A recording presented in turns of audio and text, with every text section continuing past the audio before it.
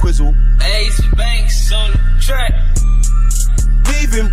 He got warm, but he didn't heed it. Let a nigga feel it. Let the thing come, splash him in the ceiling.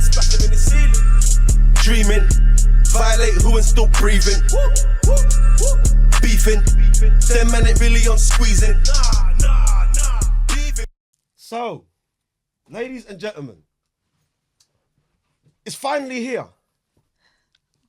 Finally, I managed to get one of the most renowned rappers and actors in the country, if not the world, onto the sofa. It's the one. It's the only. Nole's in the building. Hello, people. Now, Nole, let me tell you something, yeah? I've been watching you rhyming for a long time. You give me bare joke, you know. Why? I'm not going to go too deep into it, but I'll put it this way, yeah? Nole, in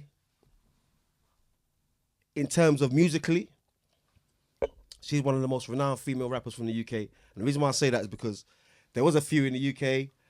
The one I rated the most is sitting on my sofa in my podcast. Oh, thank you. See what I'm saying? There's a couple of others, I'm not going to say too many names or nothing. Lioness. Yeah, Lioness is hard. What? That's my chick right there. But yeah, so I've got Nole on the sofa. And guess what? It's Close to the Bone Podcast UK. Back for another one. Nole, how are you, sweetheart? I am good. I'm actually kind of tired. I was falling asleep on the way down here. It's been a busy few months, put it that way. Yes. But I'm happy. I'm in a good place, you know? I'm glad to be busy. Excellent, man. I see you working hard, doing your acting thing. Yeah. I'm going to touch on that in a second.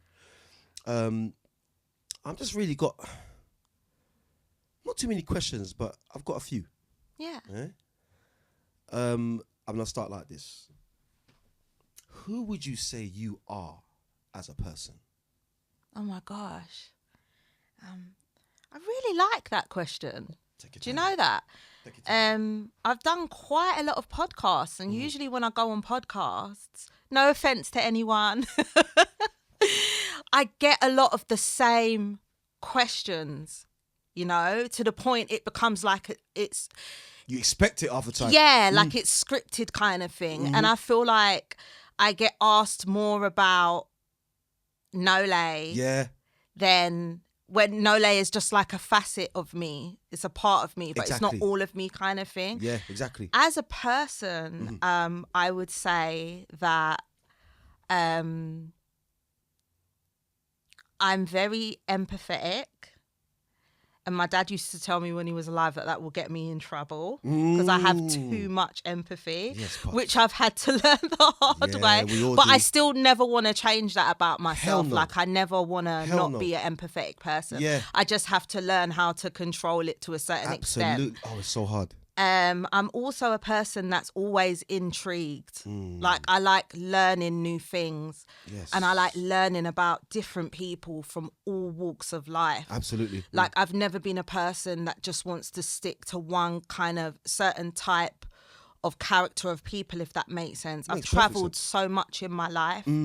And so you've seen so much as well and experienced and taken in so much. Yeah, and even some of the places that I've travelled to, people used to say to me, like, don't go to these places. Like, I remember when I was going to Russia, I was booked to play out in Russia. You know?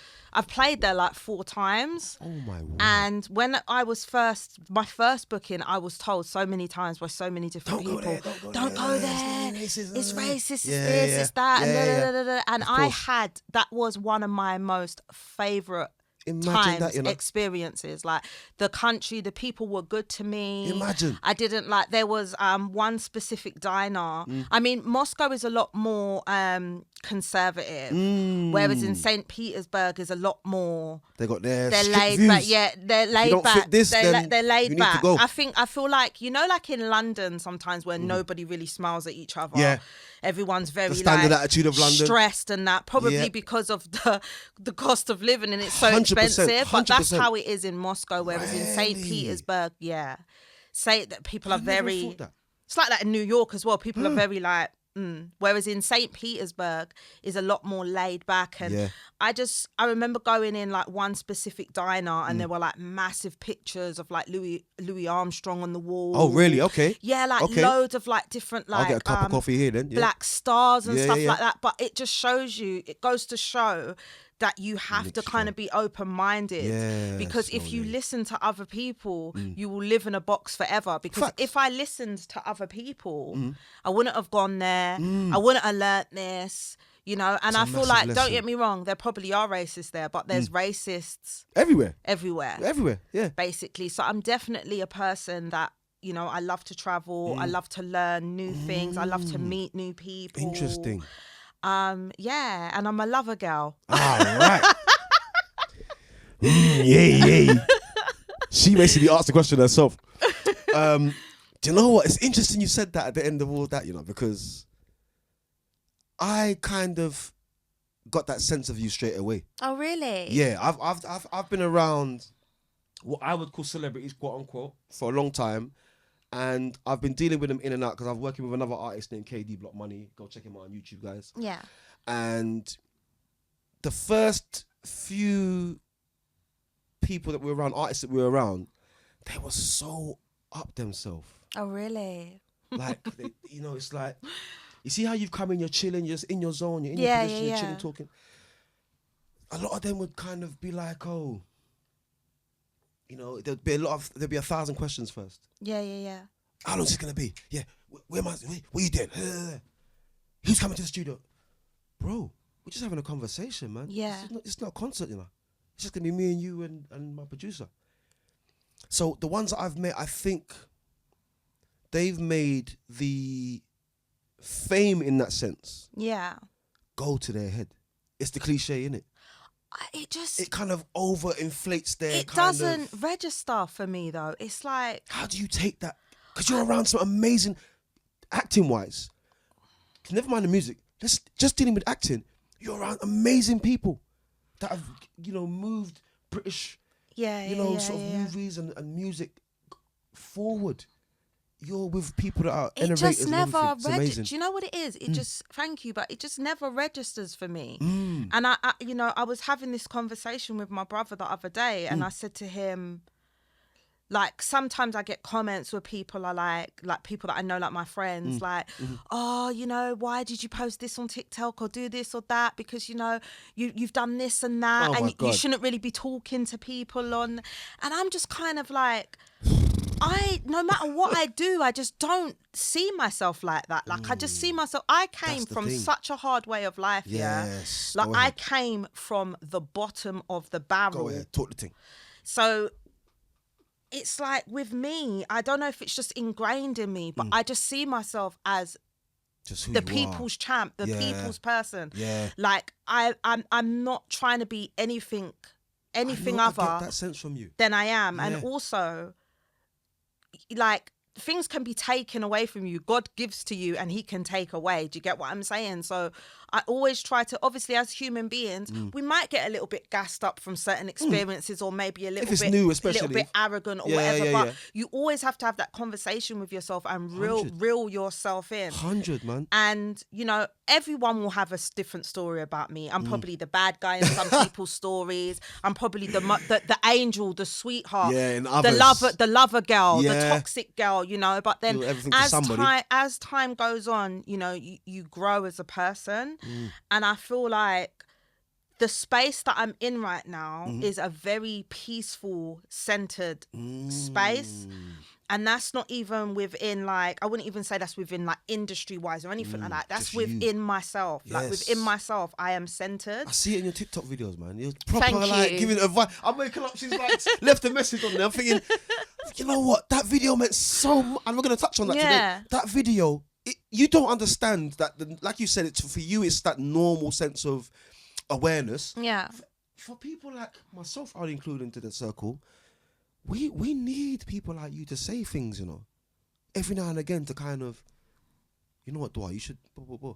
Not as in what you're doing is wrong, you Yeah. know, you're kind of heading for a brick wall. No, but I like what you're doing, but let me just give it this criticism. Yeah. Because some criticism, especially for men men don't have no one to run to when it comes to, if they're feeling down or, oh man, you know, I'm feeling a bit broke, I'm feeling a bit stressed, I'm feeling a bit lonely.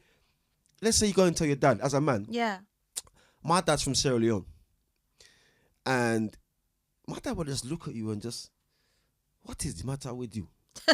Just go and clean the kitchen and take your mind off things. Yeah. So because he's used to, I mean, Sierra Leone in comparison to here, he's looking at it like, you guys need to man up, because if you feel like you're suffering here, go and be in Sierra Leone kind of thing. 100%. So I get that, but then at the same time, when you grow, we are conditioned by our environment. Absolutely. And everyone has their own different type of like hardship. And I just think that this is something, I mean, June right now is mental health awareness in the USA, but I think ours in UK comes in November for men. Okay. My son's birthday. And I do think that it's important because you said, like men, they just go in themselves. Or it's rare that they have like a few close friends that they can actually chat to or turn to. On a level. And that's one of the reasons why the suicide rate is so high in men. Of course. You know, I think it's quite sad. It's terribly sad. And that's how important your videos are. That's why I asked that question. Who are you? Because, as you said, when it comes to artist-wise, people expect that from the artist. Yeah, she did that. So, yeah. Boom, boom, boom. But then, who is she when she's with her family at home, chilling? Yeah. That's the person. That's the reason why I'm really annoying when I'm with my family. I am. She said it herself. Just tease everyone and annoy. Do you know what? There's a video of you on YouTube where they're talking about past and blah, blah, blah. Yeah. And they got a picture of you on some council estate years ago. Yeah. You're mad young. And I'm thinking, my instant thought was, because I'm from that era as well, so my instant thought was, yeah, she was the trouble lighty on the estate, you know. She was the trouble lighty on the, you know, the lighty that was trouble. That was lonely, innit? No, I was awful. I was. When I look back at those times, I kind of, I like thinking about it in regards to how far I've come, but I don't like thinking about it because just the way I was moving, you know, like I was having fights all the time. I was just doing stuff that I wasn't meant to be doing. Which at the time was standard. Yeah, kind of, really. Standard maybe for guys, but as a girl, like I was around guys, but I wasn't like, you've got girls that are around guys for one thing, and then you've got girls that are around guys because they're like one of the boys. Facts. And I was just, you know, when I think about some of the stress that I put my mother through, some of the things, like I feel sick about it. Do you know what I mean? Like that's how far I've come as a person. Like every time I look at my mother, I'm like, I can't believe you for that for so many years as well. I put that kind of stress on you. But then when I was younger, I used to feel like my life's been like this and this at the end of the day, and I've suffered and I've got trauma at the end of the day, and you somehow kind of blame your parents for that. You know? But then what you don't realise, what I've realised now growing up, is my mum and my dad came from very traumatic childhoods and a very traumatic period of time. Even my mum, like as a Greek Cypriot woman, and getting with my dad. Yeah, in them times as well. As a black man, God, could you imagine? You know, like her family kind of like not fully casting her out, but casting her out. Do you know what I mean? And just. As I got older, the stories that my mum told me about how she grew up and the things that she went through. Yeah, some awful stories. Now I look at her and I just think to myself, like, the fact that you never ended up like on drugs or alcoholic, or we never ended up standing on the corner, or we never go in care. We never ended up in care.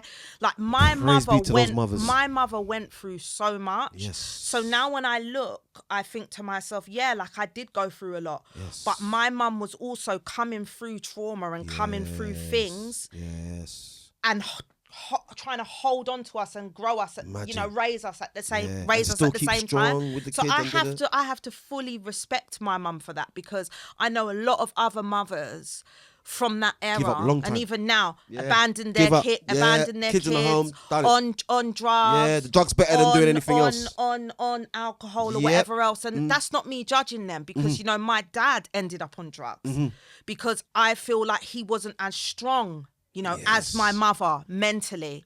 But both of them had very traumatic upbringings, and even their parents that put them through those traumatic upbringings, they had traumatic upbringings. So it's a generational and thing. it's a generational curse that just keeps getting passed down and passed down I and can passed down and completely passed down. And I got to a point where I had to look at myself and be like, where does it end? Yes. You know, you can keep carrying this trauma, like carry it on from your parents and then pass pass it it down down, to and your then that kids. gets passed down and passed Yeah. down. Or It's you long. can do something about it. And it was more taboo back then. So no one was True. really thinking about therapy Yeah. or, you know, like going to the gym or obviously they went to the gym, but I don't think it wasn't really in your face. It was embedded. The way it is now. Like it's I feel like with the internet, it's like a catch-22 because there's like really bad parts of the internet, but there's also good. Yes, It's there's some because you're positives on there. constantly pushed. You see things all the time. Yeah. Basically, like it's all there, like going to the gym, motivational videos, all of these things, like people speak about mental health openly now. Whereas in our parents' time, Nobody it was knows. very taboo then. So I feel like people weren't really talking about it. People weren't turning around and saying, oh, I feel like possibly I'm suffering from depression, or I feel like I might have ADHD and I'm a bit like If they even called it back then. neurodivergent. Yeah. It was very much like brushed under the table. Whereas I feel like we have more avenues now where it's not as taboo, so people talk about it more. So I have to take all those things into consideration when I look at the past generations. That's real, man. And their coping mechanisms in comparison to our coping mechanisms. That's so real. And that just made me pull myself together more and just see things in a different perspective. You can't keep blaming everybody. So true, you know. That's so true. I can relate. I you know, I've got a horrible story. I'll tell it quickly. As I said, my dad was from Sierra Leone, and my mum's from Jamaican background, Jamaican British. So, let alone the Greek Cypriot woman with the Jamaican or the Caribbean guy, the African black man with the African black Jamaican woman. Yeah. Was you just didn't do it. Yeah. And I remember my dad saying to me, this is when we got on. I remember my dad saying to me, I couldn't even bring my girl home that I loved. Like, I loved her, and I couldn't. We want to be romantic, and we're getting older. I couldn't see her, so I had to tell your grandma. Anyway, subsequently, my dad ended up cutting my mum in her face. Like, they split Oh my up. God, that down spiraled Yeah. quickly. I was going to give you the whole thing quick. Yeah. And this is what I'm saying about the trauma thing as well. Yeah.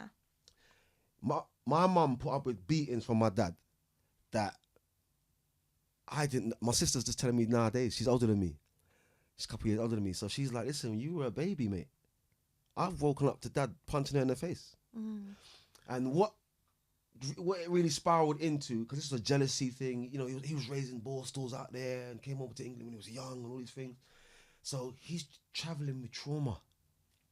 And my mum, she's coming from the Jehovah's Witness family. Everyone's strict, everyone's baptized or whatever.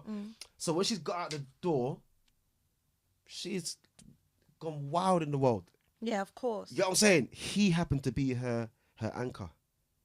So what I realised about that is that trauma looks for trauma. Yeah, 100%. Trauma looks for trauma. And I'm going to get to your video in a second. 100%. Trauma looks for trauma, people. And I remember him breaking this bottle on this fridge and it wouldn't break. So he's bending the fridge. He's got her by the throat, screaming, "Ah!" That sounds too much like one of my stories. He's got her by the throat. Hey, listen. But it's not breaking. So I'm thinking, Ram, is she going to die in front of me? I'm not even clocked. By the time it's broken and he's hit her in the face with it, I'm not even clocked that I'm covered in blood, you know. So. And how old was you? I'm like 7 years old. And I'm just begging, don't do it. Don't. All I can remember is I've got my mum's leg flesh in my hand. Like, I'm grabbing her that tight. Yeah. And I'm saying to my dad, don't do it. So after all that happened, he's run out of the house, whatever. My mum's face just opened up, blood's everywhere. KD Block Money's mum. Go check out KD Block Money, as I said. She's run over, Tracer, you got something on your face. And at that point, I realised something. I'm not like my dad. I love you. it's possible to love someone, Yeah. but also not have any connection. Not want to with them. be like that. You get what I'm saying? And it's your... Yeah, I feel similar about my dad, because I feel like towards the end, like before my dad passed away, we became very close. That's and the thing. I feel like that's because he wanted to make up for everything that he had 100%, done. yeah. But it's kind of like my mum came from very traumatic like childhood. You know, her, in my opinion, I feel like I don't speak to my nan. Because I feel like my mother's mum is a narcissist. Yeah, that's how I feel, and I feel like and that's why I love my mum so much, and I can look at her now, and as a queen. Yeah, because dealing with, I feel like as a children, regardless, need their mothers, but as a female, yes, you want a certain type of love from your mother, 100%, and she just did not get it from her mother. Even now, as a grown woman, when she had gone to the home to see my granddad, because my nan put my granddad in a home, which I didn't agree with. Obviously, I know that things get hard, but I'm just a little. And I don't want to seem judgmental, but I just felt like they met so young. Yeah. And I just don't know. But then at the same time, I don't know what happened in their relationship. But you got the heart though, innit? That's what it is. Yeah, I just felt like he shouldn't have spent his last days in a home. Yeah. But then again, I don't know how my granddad treated my grandmother. He might be the type to flip out every now and again. Yeah, and just... so that's for them. But I hear you, man. So my nan, some of the stories that my mum has told me, my mum went through hell. And I feel like I have to tell my mum's story because I don't feel like my mum will get a chance to tell her story, kind of thing. Yeah. And just, for example, like it can be like, there's so many things that she told me, but there was one specific story that she told me that stuck with me forever. Like I just couldn't like rid myself of it after she told me it. But basically, her brother had a stamp book, and she loved this stamp book. And you know, kids, like they're just inquisitive, like they're just inquisitive, like they just want to experience new things, and you should never stop children from learning. Of course not. And she was told not to take the stamp book, but she took it again. As you do as a kid. And she hid it under her pillow. As you do as a kid. And her mum sat her in a chair and cut all her hair off. Oh, man. And my mum's hair used to be all the way down here, like past her backside, like really, really long. And for me, that's a different kind of abuse. That's some mad psychological It's shit, you know. It's a different kind of abuse, that is, you know. And because my hair's everything to me. Yeah, and most females, I think. I could never imagine my mum sitting me there and cutting my hair off, like. So she cut my mum's hair off, basically, and then like I'm talking off, no hair left, like proper short, and then basically sent my mum to school the next day. Come on now. And my mum already used to get teased for being like a Greek girl. Yes. Like, believe it or not, they used to call her all types of names because of that. And then going in with her hair like that. Oh my God. She got it. And that was just like, that's just one thing that her mother did. There's loads of things that her mother did that I can't even bring myself to talk about it because it disturbs my core. Like it decenters me. I hear you. So then after when my mum finally met my dad, she was like around 18. Here comes the freedom. She's thinking he's gonna save her, you know. That's what that's her automatic thought. He's gonna save her. Yes. My dad was similar to like your dad. Yes. You know, the violence thing. He was great at first, but he developed schizophrenia, and when he was first diagnosed, he was diagnosed with depression. So he was placed on antidepressants for a long time, which weren't treating him because he actually had schizophrenia, but he didn't realize it. And these were like quite like the kind of like earlier days when it started to develop and that. So he started to change, you know. And the story that you said about smashing the bottle on the fridge on the in side, front of man, just. My mum was telling me about a story. Like I was like a baby these times, and my dad had a mug, and he was trying to crack it on the side where the sink is.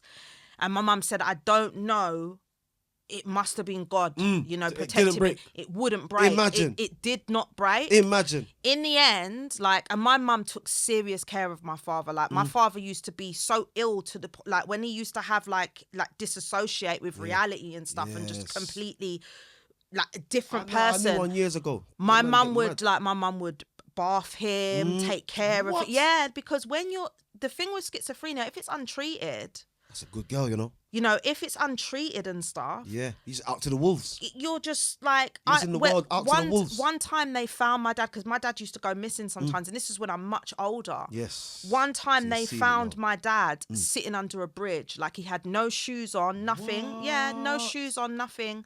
And when they said to him, and I feel like this is why I still, even though my dad was such a bastard. Yeah, you still have that heart. I still have a connection towards him, because totally when they found him, he didn't even know his name. Baffled.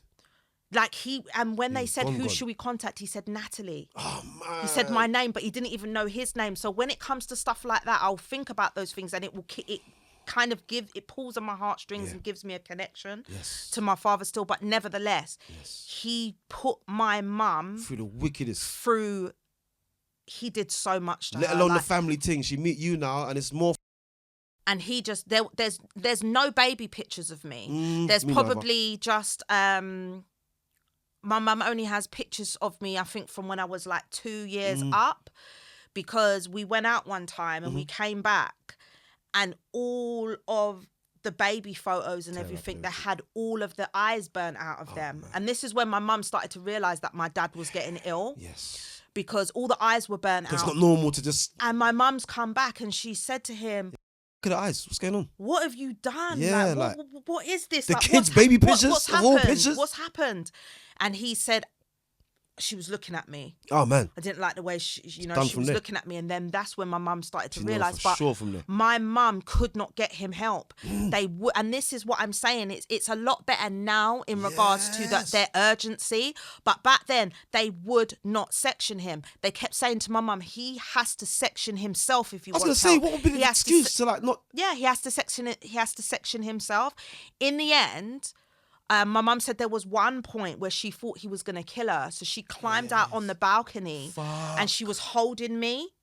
And she was basically like standing out on the balcony, not to kill herself, but just to get attention from the people that are... I could tell you wicked stories and that. Walking around and that. Yeah, standard. And in the end, she had to tell them that he's going to kill me when kill us basically in our sleep if they don't section him.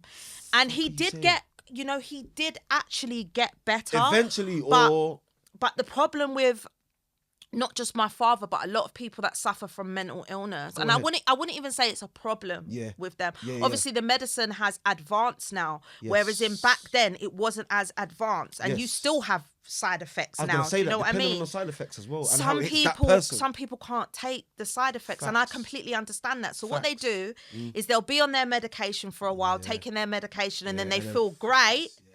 And then they'll be like, I'm cured, and stop taking it. And that's not how it works. And he kept doing that, having times where he feels like he doesn't need to take. So your brain just don't know what to do. Like, how do I process that? You've just stopped that now. Exactly. So in the end, it did get to the point where my mum did, she did leave him. Yeah. But there's like 4 of us, so he did get better for a period, and then that's with when the rest of my siblings came and that. Facts. But my dad was extremely talented, like self-taught to play the guitar, self-taught to play the piano. He had trophies galore from like dancing, like as a break dancing, like proper like studied IT engineering, like.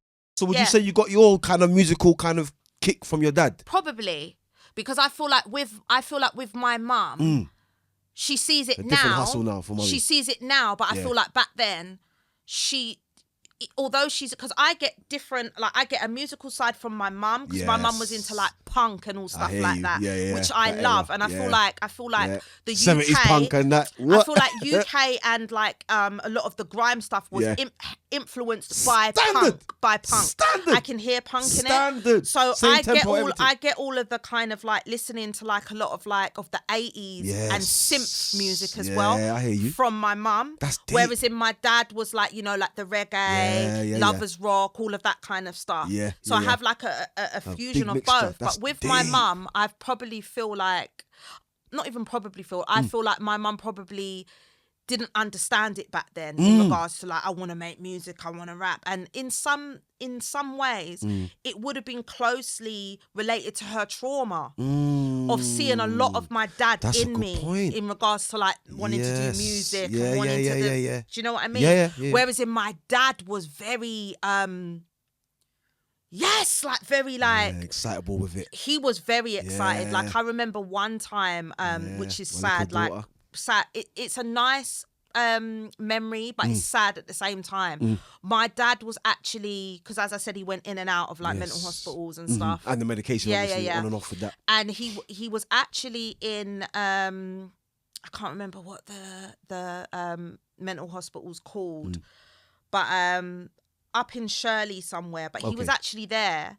And I had released Unorthodox Daughter, and it came on an MTV when because you know they juice up the put them in the room and put them in the sit room. down, watch TV, and he was in the TV room. And who comes on the TV? And Unorthodox Daughter came on MTV Base. All tuned as well. And he went so mad in there. Obviously excitement. They thought he was hallucinating. They didn't think I was his daughter, so they came and they juiced him up and put him in his room. See how these places. When I found out that they did that, I went down there. Did no one check to see if it was just excitement or not all lions roars are flipping attacking? You got to understand, a lot of the people that work in these places, they do it. Some of them, not all of them, but some of them just do it for a check. Yeah, it's facts. And to them, you're just a dog. Yeah, like they're institutionalizing their thinking. They don't give a damn about a lot of these people. Yeah, you are this and just get in line. And they want to make it easier for themselves. Facts. So that's deep. For them, they'll just juice you up and put you back in your room. What the hell? So I went down there basically and laid it on them really thick. Yeah. And said to them, like, I am his daughter. Yes. And that was me. Yeah. Kind of thing. And if something like that happens again, I will see you in court. Yeah. That's outrageous, really. It's crazy because it's like, even what's going on, even what's happened now, I would have loved my father to live and see Top Boy. That flipping on, not even just Top Boy, the touring that I've done, like playing abroad, all of the different things that I've done. Yeah, I've been watching, trust me. Because I think for him, it would have been like he always believed that I could do it, but it's different believing it and seeing it. But I am glad that he got to see me on MTV Base and experience that. But I mean, are you his only daughter? No. Okay. I have are they sister older? on his side. Yeah. No, younger. And okay. and I have a half sister on his side. Okay, good. And then my full sister from our siblings. Okay. But then it's quite crazy because it's like after filming Top Boy. Yes, go ahead. It came out on my dad's birthday. Oh my word. So that was very, but obviously you can't escape it, can you? But obviously it's your fate. He had passed by then, do you know what I mean? But it still felt good. Yes. That it came out, on his birthday, which was quite kind of like a symbolizing moment for me. But so I just feel like the times that we're living in right now, it's kind of like you get so lost. Definitely. Kind of like in kind of like the present. And you should never forget where you come from, because that was the point that we was making, the fact that, but we went on a whole tangent. Yes. The fact that, like people, they get into fame and stuff and they completely forget about where they came from. And I've come from such the bottom of the barrel. Yes. Watched my parents come from there as well. Yes. It's just, I don't have it in me to act like that. I'm going to say this. I'm so very, very proud to be talking to you right now because I've watched this girl from day dot. She didn't even realize, She didn't realize I'm a mid-40s-year-old man. And I've watched it from day dot. I'm talking about even kind of before-ish, Channel U days-ish, kind of. That was kind of new when it came out. But I'm sitting there with my family, with both my children sitting there watching. I'm saying, I'm interviewing this girl, And my oldest son is saying to me, "What, you mean Mandy?" I said, yeah. She said, "Oh, right, what, yeah. Get some pictures, Dad." Yeah. Oh. So what is showing me is that when you come from literally nothing, because I'm from basically the estate I used to live on, Stonebridge. It was synonymous back in the day, and it was a big hype. There's kind of still a hype on them nowadays with the younger lot, but you came from nothing. Like you were just used to having nothing. Poverty was standard. Summer times were the worst. You're kind of growing up on an estate where you're looking at everyone's dad to see who's pulling up to drop off the most money. Yeah. Who's got the ice pops now? Who's got that? Charlie, you ain't got nothing. Like, can we go shop on tea? Ice poles were like a big thing. Ice poles, You get a couple ice poles. You felt lit. What? The little chunky ones or the little long ones. Yeah. So from going from that to now, I've seen you stand a parade for the. I don't know if it was the opening for the new season of Top Boy or something like that, where you stand on the carpet with all the rest of the guys. Yeah. It was. And I've seen about 3 or 4 different videos of where you're kind of going to different places and kind of making everything official, and it just shows that if you just stay humble for long enough, then doors can open.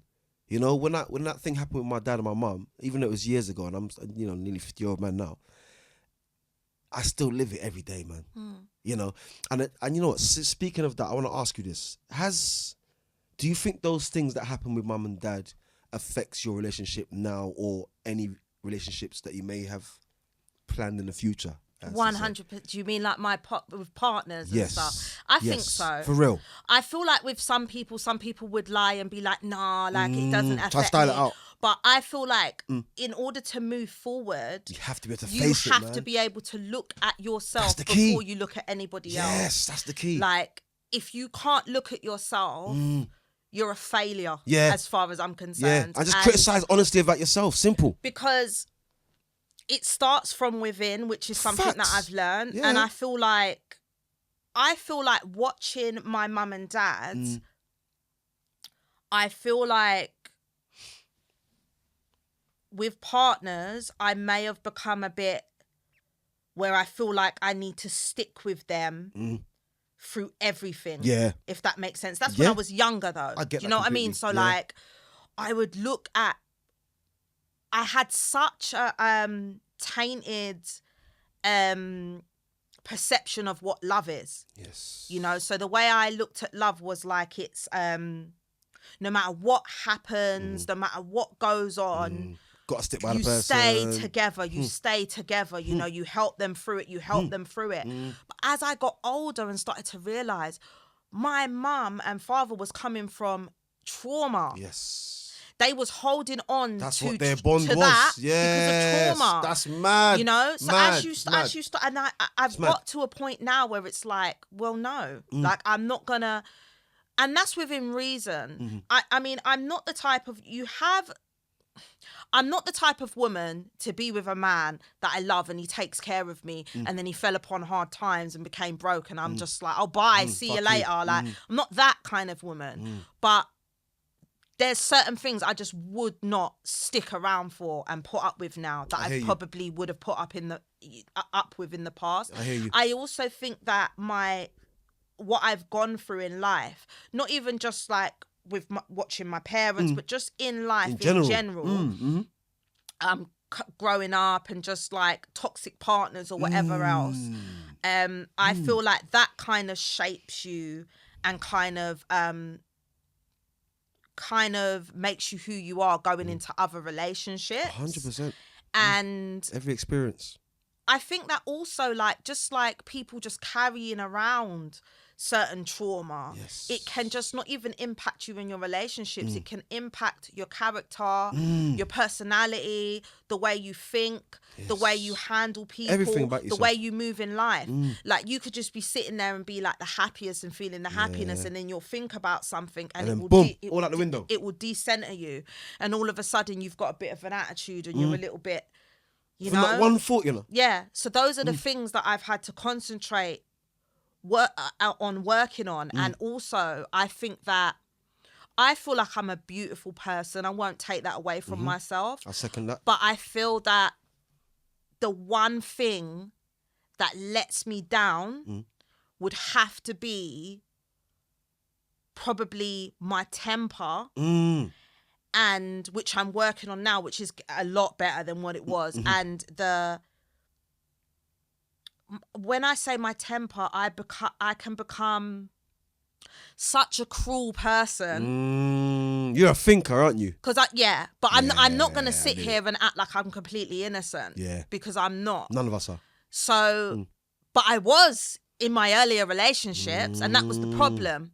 I was too innocent. A man can see that about you straight away. Yeah. You're one of those. I was way too innocent. Yeah, way yeah, too much yeah. of a Heart on the sleeve thing. good girl. Way too much of, like, you know, when I've got a man, that's one man. That's my man. Done. Not looking at anyone else. Like, just proper, like, kind of focused on that. My temper wasn't sinister back then, though. What gets you? What will draw you out? But now, when what will draw you out? So if a man hurts me, sometimes my reaction can be a lot more inflated than what it should be, if that makes sense.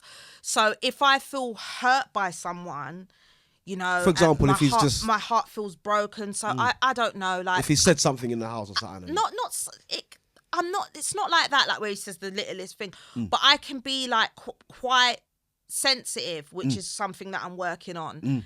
So let me try to think about and find an example. Because if it's so something say where... like if a guy, like, one time a man said to me that I was with, you have personal issues with men, and that in that moment, that's draw out time. I now, just boy. ripped into him. Oh man, you know. It was on text, and it's like when I read it back now, it's like the script. Something that you read back and you feel a bit ashamed after. Because you've literally ripped them. Fucking hell, I shouldn't have said that. And I was like, the stuff that I kind of typed was like, first of all, I probably do have personal issues when it comes to men. Yeah. But you haven't been what I've been through at the hands of men to even speak on the subject, to be quite honest. And if you had personal issues towards women, I wouldn't feel no way about that if they had done to you what's been done to what's been done to me. Also, you cannot tell me that I have personal issues with men, because if I had personal issues with men, you wouldn't be in my life. I wouldn't love my son the way I do. That's bullet number one. You know, and I'm very protective over my son. You know, my brothers. I have certain male associates that will tell you Nole is the best thing since sliced bread. No more. Say no more. She's helped me so much. So that, for me, I could tell that. I think the reason why I was more upset is because for me it was like a cop out. It was kind of like you just found the kind of quickest thing to kind of like say to me. Does that make sense? 100. Just because. So I might be opinionated sometimes. So I think, what was we speaking on? I think it was like the Red Pill podcast and stuff like that. Yeah, that can be fiery. And you know. There was just some things that I just wasn't willing to understand, and some things that I just felt like were beneath, not just beneath me, just past it. Beneath men, beneath us as people. I think a lot of the Red Pill podcasts are beneath us as people. So when that comment was put to me, I didn't like it one bit. And there's been other kind of things that have happened, which I don't want to go into, that have been said to me that I have probably overreacted in regards to, because when there's like a switch with me. I knew it. And it's kind of like... Takes a lot to push you there, innit? Back and forth, back and forth, back and forth. I'm a beautiful person, but I'm also a person where it's like, don't fuck with me. Yeah. And yeah. it can, go from 0 to 100. I can imagine. Real quick. I can imagine. Yeah. Because I'm a person, I will do anything for you. Yeah. This is what it is with me. Go ahead. When I'm happy, I'm very happy. I feel everything very profoundly and very, very deeply. Yes. Yeah. So when I'm happy, I love big. I'm very happy. Yeah. Yeah. When I'm sad, I'm very sad. Definitely. When I'm angry, I'm very angry. Let me just leave her alone, Nothing boy. is half-hearted. Everything is like everything, and I don't look at that as like something to be proud of. Like, when I'm angry, I'm really angry. Like there's a lot of people that glorify that stuff now, and true. you know they want to come across. It's the culture now, though, isn't it? Gangster. Yeah, it's the culture. And all that's not me. I'm trying to come away from that. I'm trying to learn Good. better coping mechanisms, and because I feel like if you're not in control of your emotions, it's scary. Everyone else is in control of you, and I don't like that. You know, I don't like the idea I don't like the idea of other people being in control of me. Yes. So that's something I've started working on, and it's become much better since I got in the gym and I've started doing meditation and doing certain things because I feel like before you might look at your anger as a power, but it's not power. It's not. It's a weakness. So true. And we're all human. So true. So we're all going to be affected by things, which is fine. But when you get angry and you decenter yourself and your cortisol rises and everything else. Start sweat, heartbeat faster. Nobody else, you might hurt those people in that moment with your words or whatever it may be, but nobody else suffers more than you because there is actually a science behind it. Your body actually suffers when you get angry because of stress and cortisol levels and all the rest of it. Definitely. So when you feel like you're punishing someone else, when you're getting at them, you're just punishing yourself. And I've had to start looking at things like that and the reason why I've had to start looking at things like that, it's much easier to change who you are when you start looking at things like that. Yes. Because I'm in an era now where I want to practice self-love and put myself first and take good care of myself. So part of that, it's not just about gym, which I'm bang on now. Like I go like 5 times a week. Damn once. You know, and I've been going straight now for a month, non-stop, five times a week. And that's my thing now. I'm in love with it. And it's centered me and it's helped me so much, but it doesn't just stop and start there. It's what you eat. It's what you listen to. It's what you know, everything that you take in, but it's also how you treat yourself. And it's not, a lot of people talk about self-love. You know, and I've been around my friends before and they're like, let's get pedicures, let's get manicures and let's go to the spa. But you're still letting X, Y, and Z throw you out of, you know, your center. Yeah. You're still like, for me, the self-love now, it takes on a much deeper meaning than just pampering yourself and going to the gym. Yeah. It's about centering yourself, not reacting to certain things, not letting people draw you out, not getting so angry and upset to the point my hormones are all over the place, my cortisol has risen and my stress is eating me from the inside out. How would you advise other women, other young ladies to kind of get that self-control though? Because it's easy for some but not for others. Of course. Like sometimes I say to myself, I'm driving along the motorway or whatever, someone's cut me up. I was having a good day, you know. Yeah. I was in my higher voice, everything was crisp. Boom, cut me up. Now, he's giving me the finger and driven away now. He's taking a left turn, he's gone down some road. Now I've got this anger now. So now I'm thinking to myself, how do I get... Do you know the maddest thing, as you was just talking just now? I've had a road rage incident years ago where I've had the guy come up to me and literally say to me, mate, I'm sorry.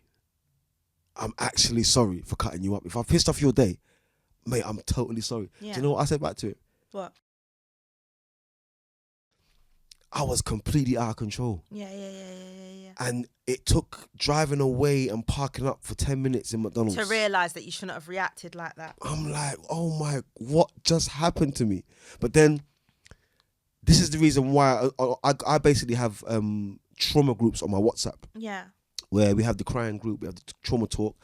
And going through trauma means that you're going to be stationed with some type. You're going out of that situation with some type of habit. Yeah. You're going to develop some type of,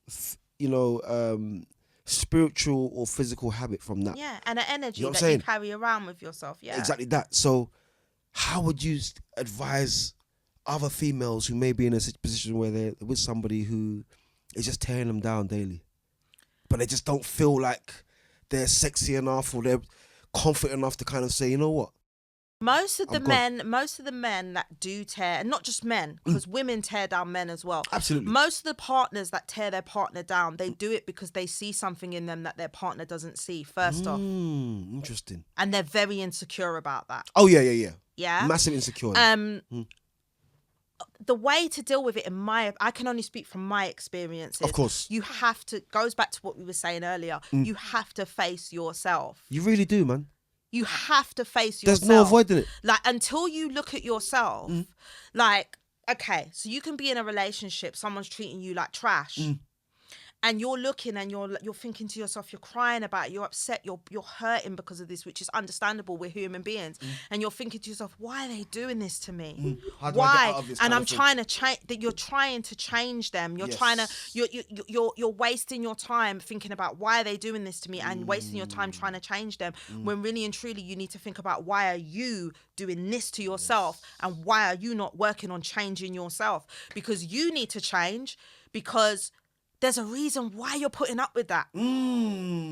There's a deeper That's the nail on the reason head. there's a deeper reason as to why you're putting up with the things Why you think that it's you're with the things that you're putting up with. worth that person doing that to you. Yeah, you're like, in some way in your mind, you either think you can't do better, you're trauma bonded to that person. Yes. Don't tell me that you love that person. Yes, don't I'm do sorry. It can Nothing to do be with at the start, maybe, if it was like honeymoon and they treated you great for a long amount of time. You might be trying to get back to that feeling that was there before, and to see them like that. But that is still a form of trauma bonding. A lot of us are bonded to other people based on trauma, and we mistake it as love. It's not love. I remember one of my first ever boyfriends, and I would never allow myself to go through that again. And he used to put hands on me all the time. Here we go. At that point, I was like 16. Yeah. I wouldn't say I thought it was normal. I knew that it was wrong.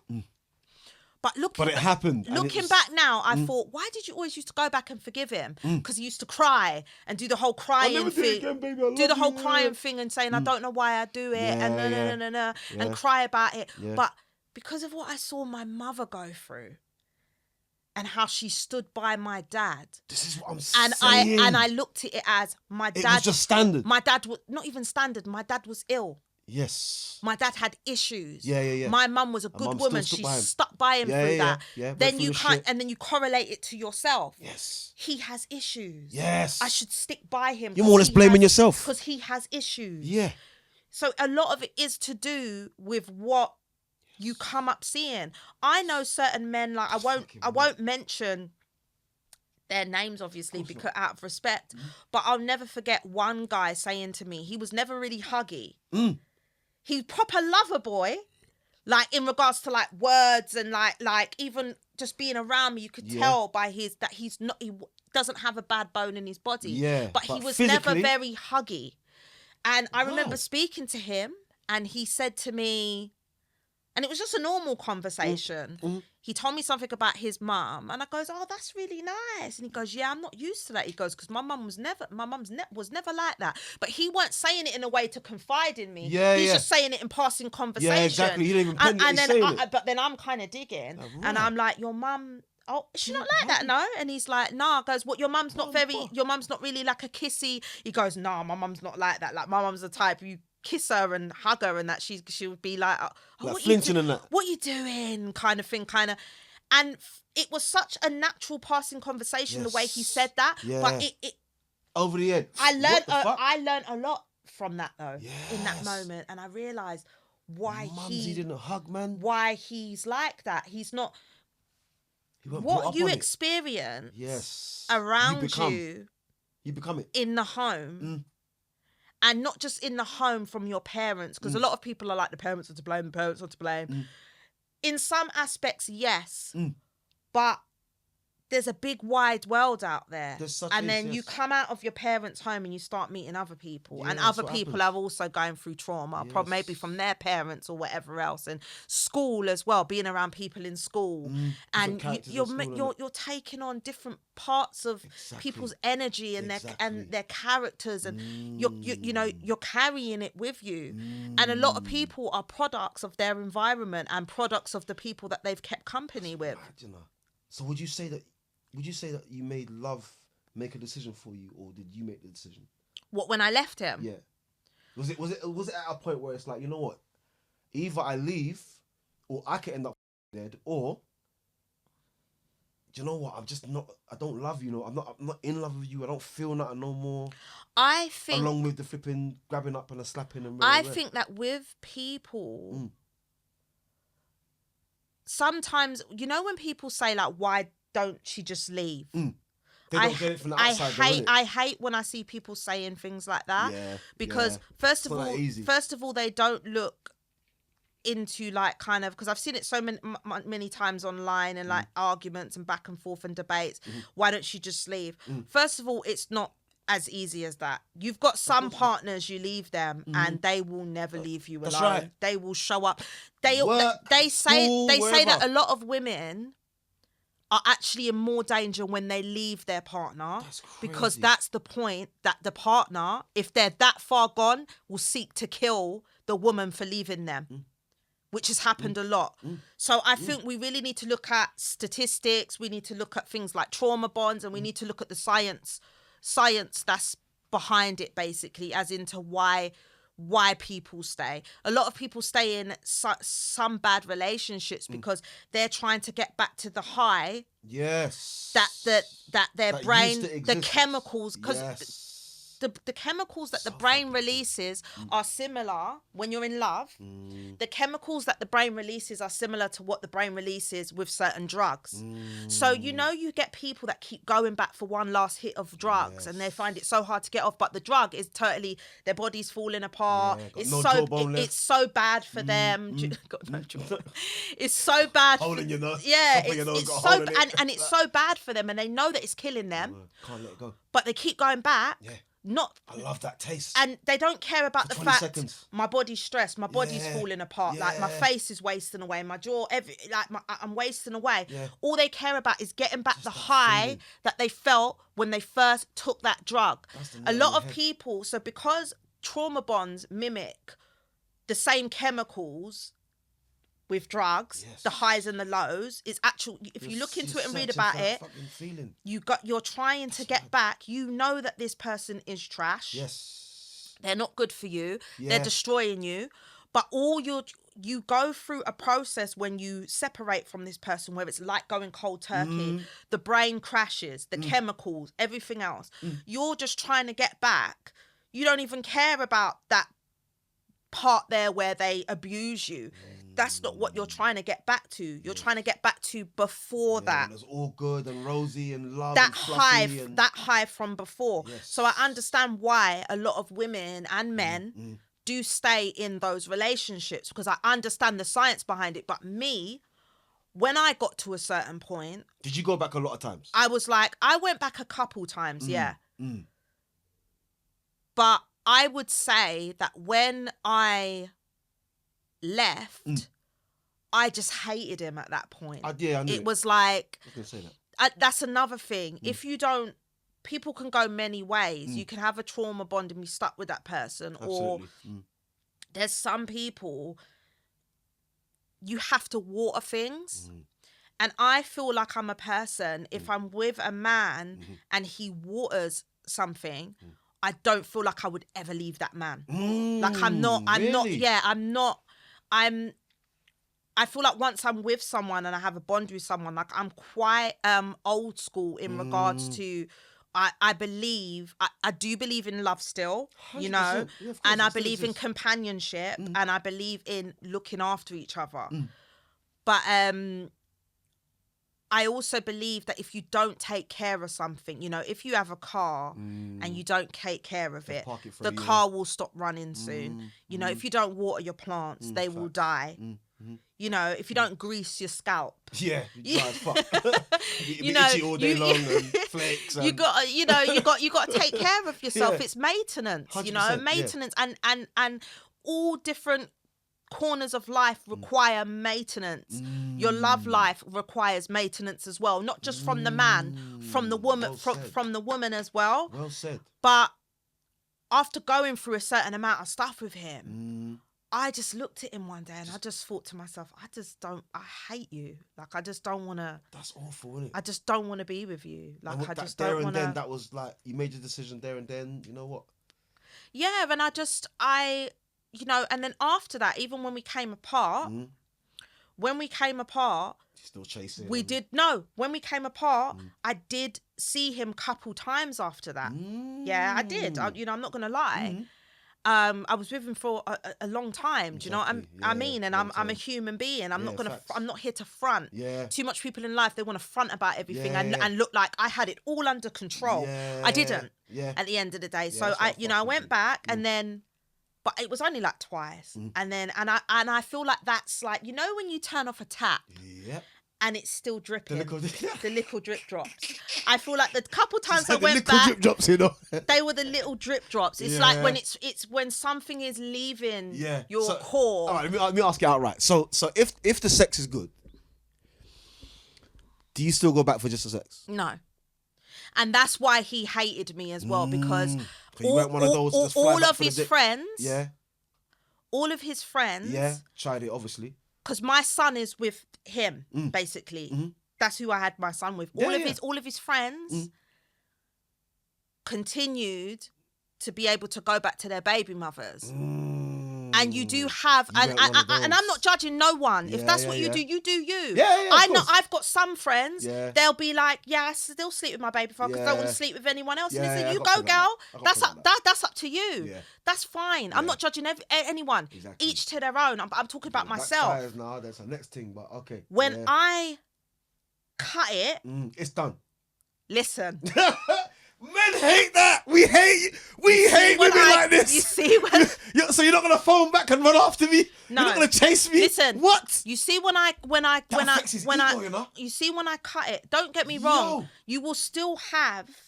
There were still times when I sat there sometimes and thought about him, and because it's natural. You're going through the you know, changes. But I'm like, nah, you're not phoning me. Like she usually phones at this time. This person must be mad.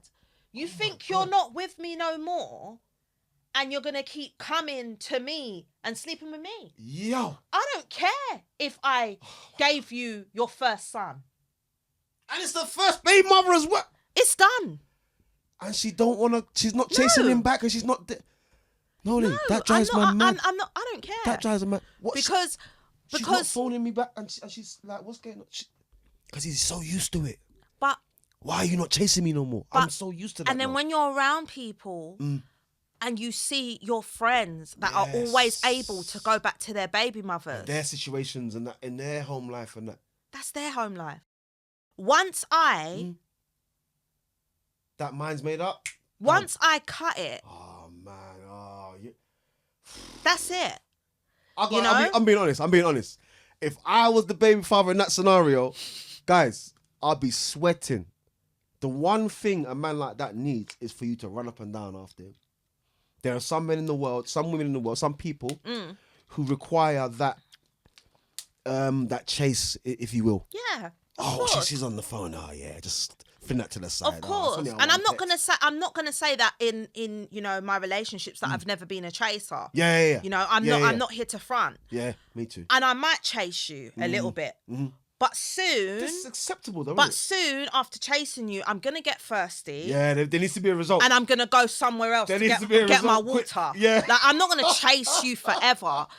Women aren't chasers and hunters anyway. Yeah. I'm quite old school in regards to, like, I feel like the men should do that. That's just how I feel. I totally agree. And I feel like men are set up that way. Yeah, Like, I feel like definitely. it's in them. 100%. Men get their purpose from conquering things in life. That's how I see it, yeah? So if a man's not chasing you, he don't like how she want, thinks. he don't want you. Yeah. That's how I see it. He does Did you not not hear want that? you. If That's, he's not chasing you, he don't want you. that's how I see it though. Done. But that's how I look at There's it. been no text Like, for a week. There's been no call for a don't week. get me There's been wrong, no- it might not, obviously you have exceptions to the rule. Some men, Working, whatever. because some men ain't like a man's man. Some men don't get purpose from They don't feel the same. conquering things. Yeah. Some men get purpose from sitting around all day and bunning it Yeah, down and just yeah, chatting facts. poo all day. Yeah, Do you know what I facts. mean? That's And their they're not way on of- it. And sometimes that's because they have their own traumas. Yes. You know, So not everyone is set up the same. But and that's the exception to the rule. But on a larger scale, Yeah. I believe It should just be when a standard like man that. wants something, Yeah, he's gonna chase it. And Definitely, this man. is the way you have Definitely, to. This is the way I look at men when I'm dealing with men. Yeah. Go ahead. If I am speaking to a man and I see that with this man, he is very serious about. All right, for example, he might love his car. Yeah. If you're speaking to him romantically, obviously. Yeah. Okay. Yeah. Go ahead. He might love his car. He makes sure. Like Everything's taken he's care like, of do you on know the what? I think car. I'm gonna get some new this on the Yeah, car or new that rims, or windows. you know, like loves his car. And in order to get those things for his car, he works hard. I watch him work hard to do it. I watch him work hard to meet all of the expectations that are expected of him as a man in today's society and what make him feel whole. Yeah. If he doesn't show some type of dedication towards me, he doesn't care about me as much as I'd like him to. Because I've seen in all the other areas where he's that strong-willed and he don't play. He is someone that likes to pursue and conquer his goals in life. Yeah, so you're be it serious. money, be it his car, whatever it be it Clothes, going to the whatever. gym, be Yeah, it playing yeah, sport, yeah, be it business, whatever it may be. When a man's that way inclined, he For will him not be. to show you He attention will and then- be. He will be. And I don't even think so much it's attention because you do get some men that are very busy. They ain't got time to blow smoke up your arse all day. Facts. That's fine. I'd rather my man be busy because that's someone who's building a life Oh for yeah, us. there'll be Do you an know what I result out mean? of that. Yeah, of course. But what I'm saying is, when men pursue and conquer things, for me, if that's their character, that is their character. It absolutely And is. if they apply that to every area in their life, apart from their woman, you are not the one. As far as I'm Facts. concerned, Facts. that's it. And I feel like a lot of people as well, they have to be able to deal with looking at and being like, I'm not the one and that's cool. Yes. Because just because I'm not the one for you, Yeah. don't mean I'm not the one. Yeah, that's Do you right. understand? I'm just not the I like one. that. I'm just not the one for you. That's facts. And there's a lot of people, which goes back to what the conversation that we had about the Yeah. TikTok that I posted, where I Yeah, said yeah. people take on their partners. You know, when their partner does something, they take it on and they make it a reflection of themselves. I definitely So, agree to that. like when I said that I saw that TikTok video that upset me because the girl said, nobody speaks about how ugly you feel when your man cheats on you. Deep, you know. Why do you feel ugly? Because he can't keep his Wow. tings in his pants. Wow. How does that reflect on How does how that you change your look? skull? How does that change your all But this? do you understand how quick we are to take on someone Yes. else's issues It's dangerous, you know. and to internalize it? Why am I internalizing? As a woman as well, I think it's worse. Yeah, in some aspects. Obviously, I'm saying from a woman's perspective, I think it's worse in terms of emotionally, in a sense. Yeah. If he's done slept with 4 or 5 other girls, some women, not all women, Yeah. would be like, oh my God, then that means that I'm more ugly than I thought then. That means I'm more, and there's men that are like that. Yeah, Bear yeah, in mind that a man spends 9 months inside a woman before he comes out into the world. Yeah, yeah. So all his testosterone, all his manhood, it all comes from the female. Yeah. So he's come out the womb now, he's in the world. Oh, I like that type of woman. All right, let me pursue that type of woman. Pursues that type of woman. All she does is she and her, the guy. Yeah. So now he's broken from it. And a lot of men don't, I'll just say this, right? A lot of men don't repair from hurt. I know. women actually can kind of repair themselves. I feel like women make. I wouldn't say so much that women repair from it. Go ahead. Because that kind of paints the kind of perspective that we are less affected. And I feel like this is a dangerous concept that's always been put out there in regards to like, okay, so they'll do it like, you'll hear men and women having a conversation and they'll talk about men being cheaters or cheating, and they'll say it's in them, you know, it's in their DNA to Like be it's a cheaters. standard for all of It's them, in them to be cheaters. Okay, so but what if she cheats on you? Oh no, I'm gone. I'm gone. Because with a man, and they always give the same. Because with a man, it's the pride, and it's the like. You're not gonna understand this because you're not a man. You're Just not gonna understand it. But what that does is it dismisses. Yes. So what are you saying to me then? Because men walk through life acting like they're stronger than women. Yeah, facts. So which is That's it? just not the Are case. you stronger than It's just women, not the or case. are you weaker than women? Because in one breath you're making it seem like women can deal with their man cheating on them because we're designed this way, and you'll get over it. But men, we never heal from that. We'll never get over that. So which is it? You know? Are you the stronger sex or not? And it's very contradictory. And I think what it is, if I'm honest, I feel like women make the steps to heal from these things, whereas in men don't. Men fug it out like, got a man up. Yeah. And then they push it to the back of their head and into the bottom of their heart, and then they carry it.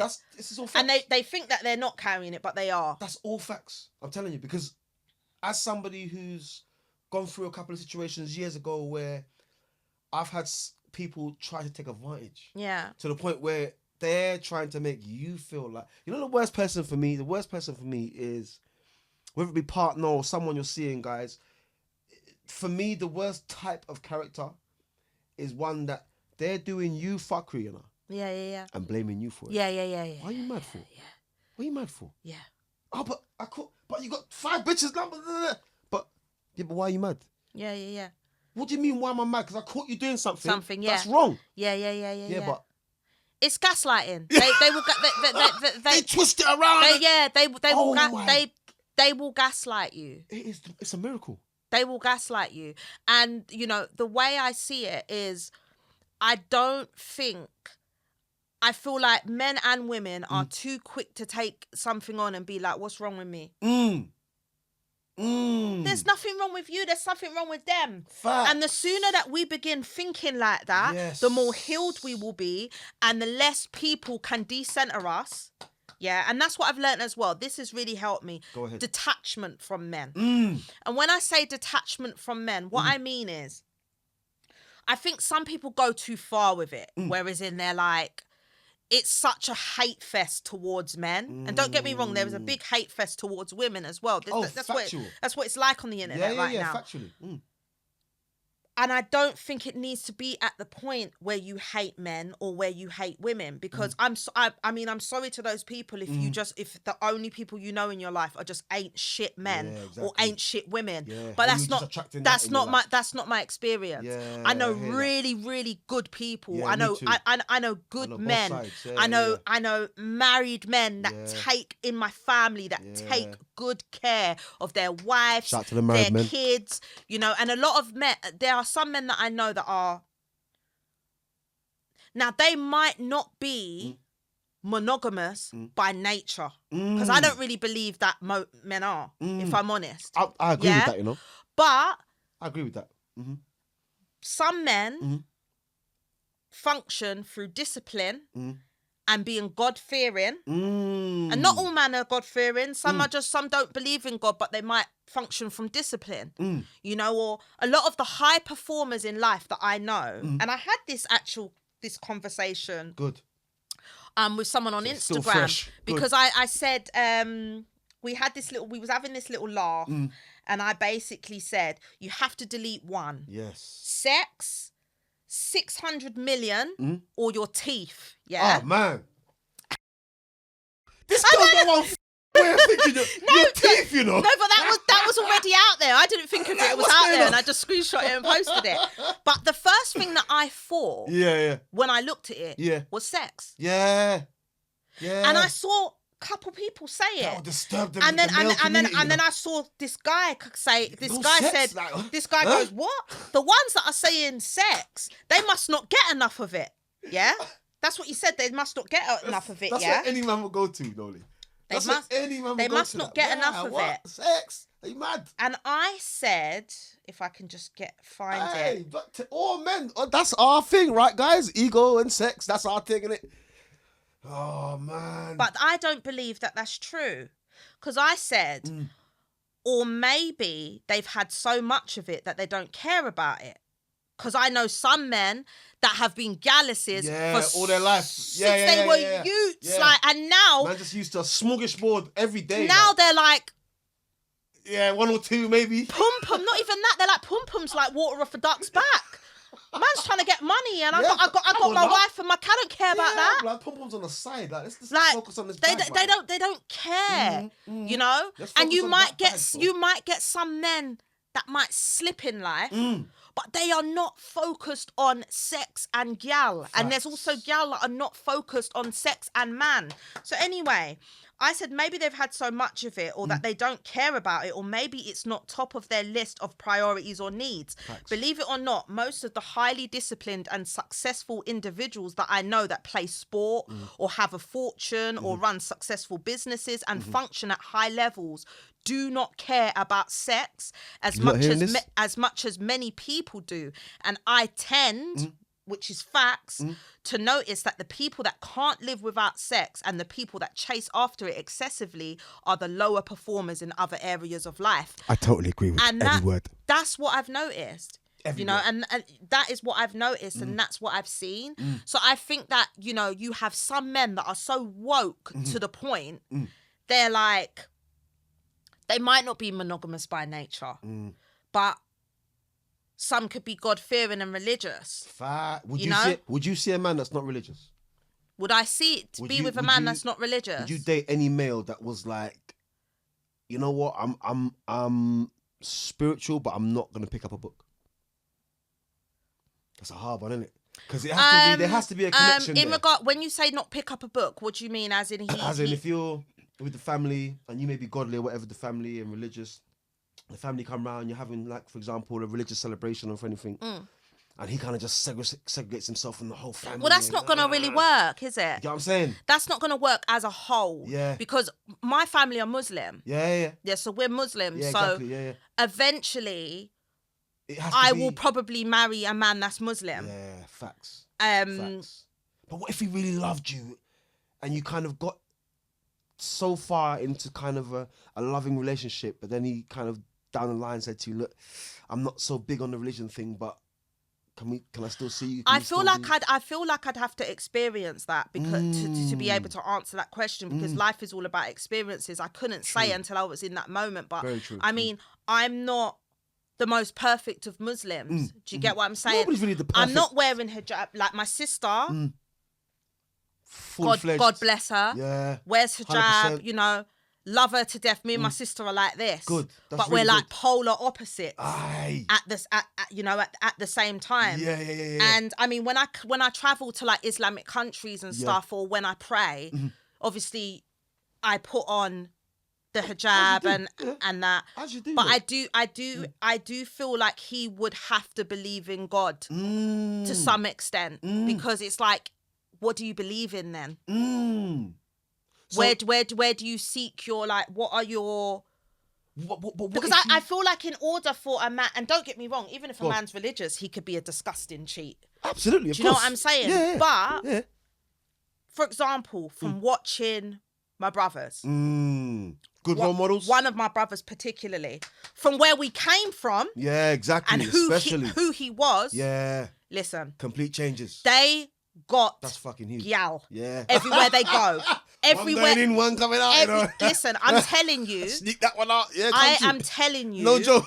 There has never been a shortage in regards to that. I can imagine. Never been a shortage. I can imagine. And one of them that was even more like the worst gallis. Yeah. And I'm not saying that as in he could get more gal, but I'm just saying he was more. When it comes to the other one kind of cared more about kind of like going uni or whatever else. But the other one was kind of like a bit more of a bad boy. Yeah. Just girls, drawing girls. I used to have different girls coming up to me and saying Where's your to brother? me, Like, what's going on? hi, and I'm like, hi. hi. Yeah, what's your name again? I don't remember you. Do you know what I mean? Damn. I don't want to say my brother's name, but Yeah. I'm Thingy's girl. Yeah. In your mind as a sister, you're thinking, all right, yeah, But okay. you see, That's deep, you know. when he got on his dean Yeah. Changed up the thing. and he found his woman Yes. and he got married, Yeah. he's serious guy now, Yeah. and he is I would very. love to talk to him. He's very he's God fearing. I would Yeah. love to ask him. And that, Mm. I believe that men are monogamous by nature? No, I don't. Mm. No, I don't. And my friends That's a good hate. one. My friends hate when I say that. That's a good one. Because they feel like it's kind of like Like a tax there kind of rhetoric. no, mentally, it's yeah, and Yeah. it's kind of like, okay, so what do we do then? Yeah. So what do you mean? I got this penis and these balls. Like, what's So going on? When When did the party start? Like, But I mean, the females. Yeah. So they're kind of like, okay, so what do we do? So if you don't believe that men are monogamous by nature, that's what you're saying. how are you ever going to be with a man? Are you not always going to be thinking that he's cheating on the you, side or that eye, he's looking at something else, or or- that he's or whatever? You might be a bit loose or whatever. That doesn't mean that I think men are loose. Yeah, but it's a thin line. They can't separate. But do I believe that they are? Because that's not the question. The question is, do you believe if men are monogamous? Do you believe that men are monogamous by nature? No, I don't believe that men are monogamous by nature. And I have a lot of reasons. I have a lot of reasons for thinking that. Yeah, a lot of the reasons that I have can go like quite far back. I get it. Basically, yeah. Personal experience as well as marriage and stuff like that, are social constructs. 100%. And I'm not saying that it shouldn't exist. I think it's a beautiful thing. But a lot But it has been put into a lot place. of the things that have been put into place are social constructs, 100%. basically, that didn't always exist. Do you know what I mean? There's no marriage contract around, no Adam and Eve, and I feel like before marriage and stuff like that, I feel like the way men lived back then, they were kind of like barbarians, like whatever's no disrespect, Yeah, I but get it, they man. were barbarians. Yeah, putting penis in anything. They do you know what I mean? Yeah, I They get was it completely. pillaging villages, yeah. taking Raping. women as their own. Yeah, and yeah, obviously you evolve. We've evolved, and I understand that. But Is that although nature still there? although people participate in sex because it feels nice, the reason for sex is to procreate. Facts. It's to have children Facts. and to keep the world moving round. Facts. Yeah. That's a good point. So no, it is. That's a good point. And before we became so smart and all of that, the social structures put in place and all the rest of it, I do view us like animals. I'm not saying we are animals, but I'm just saying in the same way that you see with a lot of animals job to do. where the male of the species is just out there kind of thing and just spreads his seed. And please, I'm not saying that I'm not saying men Would you accept that? I'm not saying that a man cheating on me. No, would you accept If a man that has multiple female situations but tells you straight away, like, in your faith? I'm Muslim. Yeah, exactly. So my husband, if he wanted to really and truly, could have 4 wives. Yeah. Now, 'cause I can see the look on your face and you're kind of accepting it. Like no, I'm not accepting it. Yeah. It boils me to my core. I hate So- that. so you that can they have another do that. woman- But Go ahead. That's deep, you know. But do I understand it? That's big. But do I understand it? Yes, I can understand As it. an adult as well. The reason why I can understand it is because That's a I big don't deal. believe men are monogamous. But then also in Islam, with that, a lot of people that are either Islamophobic or people that, you get a lot of people that just look for reasons to tear down down. the religion. 100. But even in the Bible, in Christians. Christianity, Yeah, they yeah. had multiple. 100%. They had multiple women yeah. and multiple wives. Yeah, 100%. They did. They Definitely. talk about it like It's just cash. it never happened. Yeah. You know, or in Islam, marrying younger women back then and all the rest of it. But it also happened in Christianity. It happened in a lot of the other religions and in the world in general.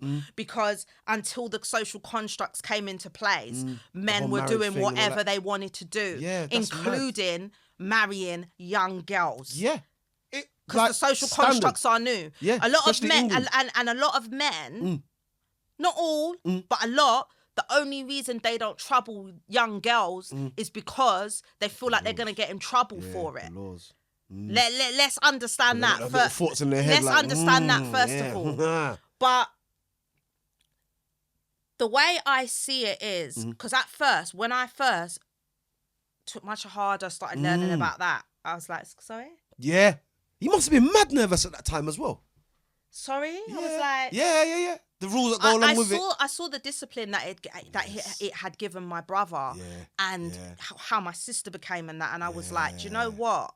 Because at first, when they was taking their shahada and that, I wasn't happy. Not interested. Yeah. I wasn't happy. I was like, what's going on? How did you see it at the time? Was it kind of like a threat to your? I didn't understand it. Because I had the twisted view like a lot of other people have. You know? The whole world, really. And then I started to learn. Until you know about it. I started to learn and understand more. Now, with the 4 wives, you can't just have 4 wives. You have to be able. You have to be able to treat them equally. And if you can't treat them equally. What do you mean in terms of? In terms of caring everything. for them and in terms of everything. Just the whole You package. have to be able to treat them equally. If you can't treat them equally, then you're told not even to do it. Because you could actually write off yourself even more, to be quite honest. Like try to be greedy and just. So if I can look after my wives, if you can look, I can have 4 wives. Yeah. What is taking a shahada? You know what it was? Because all right. When it says look after the wives, but you see, so you feel like. I think all men feel that they want to have not multiple situations. Let me tell you what it is about men. Let me tell you what. Can I try that one while it's here? Let me tell you what it is. Go ahead. About men. Go ahead. I think this is what I want to hear. I think men are very scared of life and death. Facts. Yeah. And I think that the thought of, I feel like they could have one woman that they love so much. Yeah. But they are so scared of giving, like, just the thought of it. One. It's the thought. Because I know guys that have tried to have other wives. Me too. And then lost the first wife, and then they don't want the other wives no more. They don't want the other wives no more. They're like, they're bawling and that, talking about how can I get back my first wife? That's mad. It's done. I don't want these other wives now. Yeah, it's done. So what I'm saying to you is, it's more of I feel like it's more of a fear for these men. This is what I think. It's the fear of just feeling like, as a man, my purpose is attached to conquering and to chasing. And if that's what you know as a man, it can be a pretty scary thought. It's dangerous. Of being with one person for the rest of your life. But also, who said women don't feel like that? Facts. Because I know women. Let's get. And they're more dangerous at it, actually. Let's get one thing straight. Actually. Let's get one thing straight. There are a lot of women. Okay. Because of social constructs, who's to say that a lot of women don't think like men, but don't say it because they know if they put it out there that they would get dragged? I've been feeling like that for the longest time. There are a lot of women. I've been feeling like that for the longest time. There are a lot of women. Me personally, I couldn't cheat because I feel like I get caught. I just can't. I feel like I barely have enough energy for one person. Yes. If you're giving me issues. Yeah. Then to be Let having this next guy this now, one, that guy, that guy, both that of them guy, on the phone that at the guy. same time. Nah. Like, for me, it's stress. Like, I'm too... I wouldn't say in love with myself, but like In love with peace. too within myself Yeah. to want to put myself in I that, get that. in I that get that. position. But I also know women that dread the thought of being with one man forever. That's mad. So what are they expecting They're in their mind? they're like, or they could be with one man forever, but Yeah. then they're kind of like, so Can't if he settle with that thought. no, if he can't Yeah. can't commit to me, Yeah, what yeah. makes you think when man say that they When you that's know, dried up, they then might what they next? just want to dabble with something else because Yeah. they're getting a little bit bored? What makes you think I ain't getting bored of you? Yeah, facts. It's the woman that will get bored first. What makes you think? And do you know what? She gets bored first. Some men, but it's the social constructs that have been put in place. Yes. And people are falling for these constructs. And because of it must be real. because of the social constructs, we don't know what women would do Facts. if they could do it without judgment. That's actually a Do you fact. understand? Yeah. That's how I see it. I'm gonna do a podcast session about that. That's really how I am. see it. Yeah. I see it as a lot of women. Yeah, we don't truly know what, because you got to understand, a lot of them have been placed in a position where they feel if they don't behave a certain way, Then they're outcasted. they're outcasted, Yeah, or as they they're say. not wifey material, or whatever else it may Yeah. be. Don't get me wrong, I know some women, they don't give a shit. Yeah. I think that's the key. They don't give Why a would shit. you They're about like- someone who's not even probably even in a relationship? They're like, this my life. I'm Yeah. gonna live it the way I wanna live it. But what I'm saying is, I do not believe that men are monogamous. Yeah? But do I believe that they can be monogamous? Yes, I do. What? Because I've seen it. But at the same time, That's debatable, you know.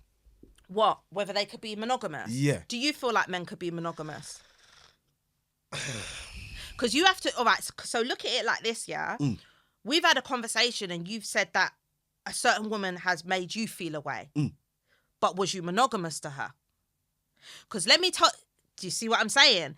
Now, see with men will be like, the woman hurt me so much. She treated me like this. She disrespected me. She did. Not every woman is capable of dealing with her man cheating on her. Some women, Facts. you could cheat and the woman might get past that. You know? But then some other women, Breaks them down completely. they will hate you forever. Yeah. There's no Yeah, coming yeah. back from it. Yeah. So if you cheat, you better shut your mouth and Yeah. cover that shit up as best Yeah. as you can. Facts. Especially if you love that woman. Yeah. Because the moment she catches wind of that, and that's not her fault. You got to understand, people So true. are designed in certain So true. ways. And she could love that man so much and want to forgive him, but But the act and the thought and the but it will she'll keep thinking. keep thinking. And she won't trust you. That's the key, after that. the thoughts. You see, and one thing that a man wants to make sure that a woman always keeps for him, yeah? People often think that love is the most important thing. Now, love is important. Love is important. It's very important, yeah? And it's a beautiful thing. But respect is more important.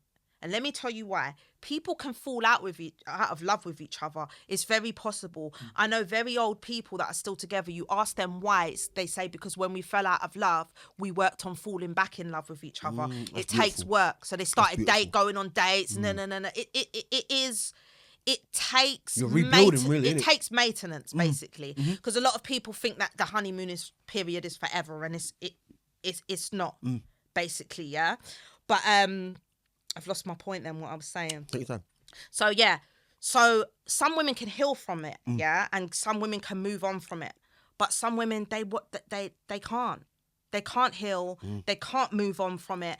And even if she tells you that I'm over it. I'm over it. It's fine. We'll work on it. We'll work on it. We'll work on it, or whatever. Yeah. She might still, without realizing, hold on to it. And it will come out in other ways. It never goes away. It will come out in other ways. So she might be like, yeah, she loves you and she still wants to be with you, and because she don't want to give you up. Do you know what I mean? But then it's going to come out in other ways, maybe how she talks to you. Yep. And that's the point. There's nothing worse. That's the point I was trying to make. Respect, yeah? That is the one thing that a man needs to worry about. Because when the woman loses respect for It's you, done. that's when it's done. It's over. Don't think it's done when she stops loving you, because you can always rebuild that. Yes. You can always try to woo a woman and make her fall in love with you again. Haven't you seen how much people are falling out with love with each other and get back years down the line and now they're married now and that. Love can even be dormant in you, and you think it's gone, but it's actually still there, and it's been watered, so then it's grown. But you see, when once someone loses respect for you, when a woman loses respect for you, forget it. Forget it. Because when she loses respect for you, and men need that. We all need it as people, but men, your woman don't respect you. It's done. Imagine that. She's talking to you anyhow. She's looking at you like you're just an idiot. Why? Why would you want to? You couldn't deal with that. Imagine it. Think about it, yeah. No man can't deal with that. If your woman says, I feel like I'm falling out of love with you, or, you know, I don't love you no more, that's gonna bun, yeah. But I just feel like I don't respect you. Buns more. Because I'll be thinking she's going to be talking to whoever, she's going to be doing, she's basically living her life. Because people can love you and not respect you. Yeah, facts. That's a fact. You know? I've experienced it. I loved my father at a point. I still love him now, but I don't respect you because of what you did to my mother. Yeah. Facts. I feel that same thing. I have people in my family, I love them to death. But I don't deal with them because I don't respect them. I don't respect the kind of people that they are. Once there's no respect, it's a problem. Yes. It's a serious problem. I've experienced it. I've experienced, you know, being aired, Noli. Yeah. To the point where I'm sitting there 2 months down the line, I'm thinking, okay, it shouldn't have gone that way. What's my position I'm playing? Because I know my heart's on my sleeve by that time. Yeah. And the people can see that and then take advantage of it. So I got all my cousins saying to me, nah, bro, yeah, as a man, you have to cut ties, you know. But let me tell you the difficult part. The difficult part, as you said at the beginning of the conversation, is when you've bonded with somebody because of trauma. Yeah. So now the thought of that person not being in your life. And being with someone else and forgetting you and... like you said, she could literally stand in your face and say, you know what, Dua, I don't love you no more. It will bun. It will bun for a small period of time. As an adult, you probably get over it. But respect now. Yeah. The way I see it as a man is she doesn't respect me, then things will happen like I'm sending 3, 4, 5 voice notes, text messages, whatever, and getting one reply back. Yeah. When because the thing is, when the respect, because when the respect leaves, even if they don't love you, it's more than likely, if they respect you, you're going to get some type of closure. Exactly. Because they're going to respect you enough. No left hanging in the air business. Respect you enough to give it to you. So true. But if they don't respect you, nothing. You're not getting the closure. Sad. You're not getting what would come with respect. Sad. And it's obvious I feel like a lot of people, when they come out of situations with people, they think to themselves, I'm not loved. They didn't love me. They never loved me. No, they just don't respect you. Then they start picking from things themselves. There's a difference. And obviously there could be the instances where they don't love or respect you. But I feel like respect is such an important thing. Yes, and I don't think people put enough emphasis on it, of how important it is. So and true. I It's think the most that important. really gets to a man, especially because, like I said, men are... they like conquering, and they function off of purpose. Yeah, they need to ego. They need to feel like they have a purpose, and they need to feel like they are free. Exclusively that. They need to feel. And let me tell you something. Men want to feel like they're free even when they ain't free. Facts. Don't call me too. She's phoning me again. Bollocks. Yeah. But then as soon as that stops, you see when that stops, the woman running down your phone and all that. Man, pull up at your workplace. You don't feel like that no more. Like you hate the fact that she's gone and she's not calling you down like that and all the rest of it. But when she's doing it, you're just thinking to yourself as a man, oh God. If he's, Like, do you know why what? If can't he's a you runner, just let me breathe? do you know what? If he's a Because runaround guy, men want to feel like they're free even when they're not free. if he's the runaround guy, because you got two different types. The thirsty type who just wants to just any pumps will do. Yeah. Any pumps will do. Where you'll see this guy with any different type of girl, you know. Then you got the one who he wants things his own way, but he only wants one woman. Yeah. He wants things his own way, but he only wants that one woman. So it is a catch-22, and this is something that I'm actually going to do another session about this. Yeah. I'm going to bring you back on as well because No, I'd come back on. seriously, I'll get a couple more people on as well. And just in terms of experiences, it really depends on the man because most women, as you said before, they do hang on to things as well, but not as much as men. Men take it so. I don't think females, modern females in particular, even realize how much men are affected by the shit that they do and say. And the main thing for most men is that kind of egotistical, well, you know, who showed you how to walk like that, baby? Oh, yeah, it was you. Oh, okay, yeah, I know. Who showed you about how to wear brown fur coats? Oh, yeah, I only saw that shop when I was with you, Dwa. Oh, yeah, I know that. Yeah, I know. But as soon as you take that away, Yeah. the respect and the ego drive, it's all over for the man. Because Destroys a man him. wants a woman to look up to him as well. Men love that, and that's the main thing. That's something like I used to be quite because I'm quite like independent and I know how to get shit done. But I learned that men don't always love that. They love it to a certain extent, but they want to feel needed by you, and they want to feel like you look up to them, you respect them, and you They'd be like this.